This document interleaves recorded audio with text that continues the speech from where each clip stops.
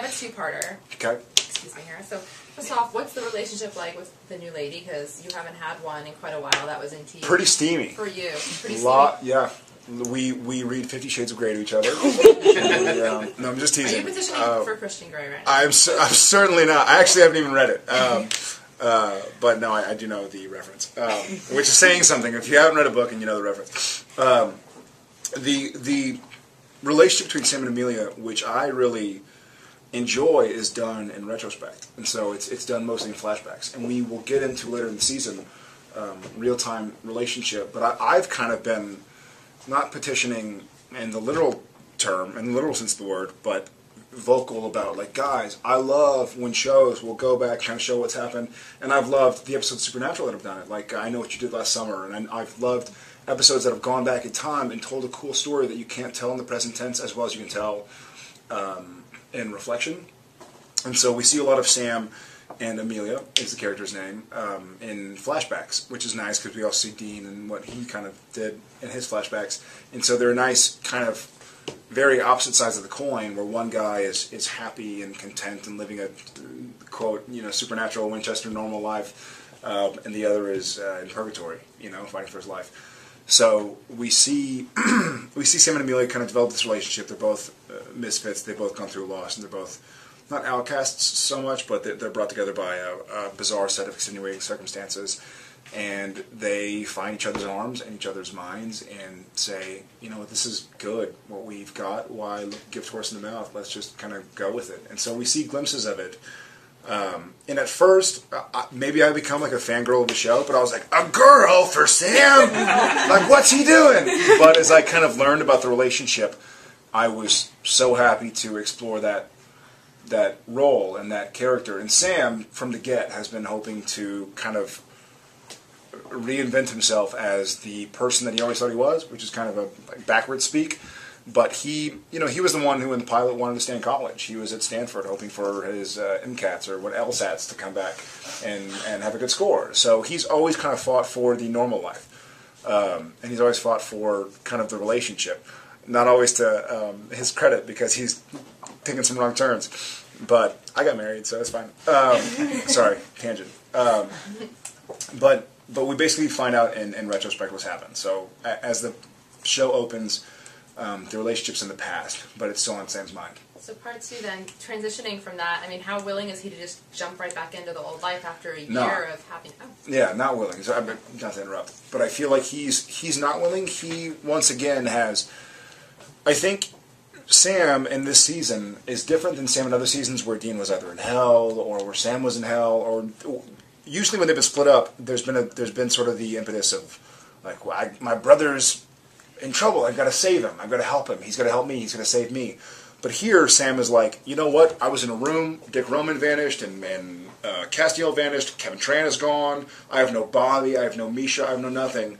I'm going to take off the hunter garb and just live a normal life because I have nothing tying me back. There's no Joe. There's no Harvell's Roadhouse. There's nothing. There's absolutely nothing holding Sam back from a normal life. So he really commits to it. And so when it all comes crashing back down, it's like a brutal reminder yet again of who he kind of has been and is possibly meant to be. He isn't so happy about it. I mean, he's been living a pretty good, contented life for a while, catching flies out of the air. Like Breaking Bad on Netflix, like everything. Did it all. Did it all. Sons of Anarchy, God rest his soul. Seriously. Bizarre. Tangent. So then piggybacking off that, how is his relationship? Because he's sort of kicking and screaming, not wanting to go back in the old life. Mm-hmm. But how does that affect his relationship with Dean too? Is there resentment on Dean? That Sam was able to do that normal life that Dean tried but couldn't feel normalized. I think Sam, in a weird way, Sam is Sam's kind of the adult in this reconciliation. Where he's like, look, I found my own thing. I love you. You're my brother. I'm so happy you're back, and I'm going to help you now, but I want out. I want out. I love you. It's great. I'm grateful that you've saved my life many times, and vice versa. But it's not that I don't need you, but I don't need you. And I know that now. No hard feelings. And so Sam is kind of at a place where he wants to move on to something different. And not to any discredit of Dean, or not that it belittles their relationship or his feelings for his brother or his past with his brother. But I think Dean resents Sam more because, like I touched on earlier, Sam was living a good, kosher life down in Kermit, Texas, with a girl that he fell in love with and a dog, and Dean was fighting for his life. And so Sam doesn't resent that Dean wasn't helping out because Sam didn't need help at the time when Dean needed help for that year. And so Sam is saying, listen, let bygones be bygones. I'll help you out. When this is done, I'm out. For real, I've experienced life without hunting at all. Even when he was in college, he still had that looming over his head.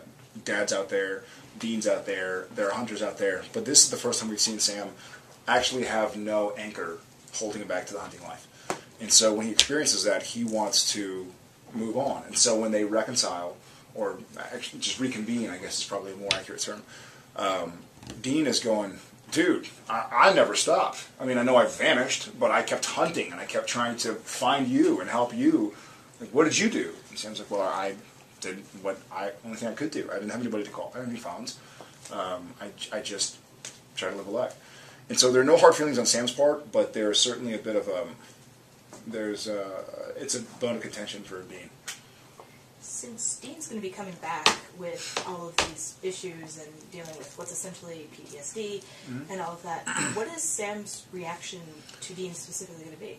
No, I think his reaction is Sam certainly can't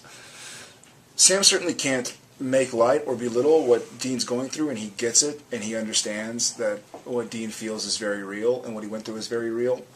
But Sam's moved on, and it's not he's not moved on to hurt Dean or to piss him off. It's not like, I don't need you. He's just like, guy, I love you. It's great. I'm glad we spent a lot of great years together. You saved me, I saved you. We went through some hard times together, but it's not me anymore. Like, it's just purely not. And I know because unlike high school, unlike college, unlike Jess, unlike Ruby, it's not that I was searching for something and avoiding what was going on.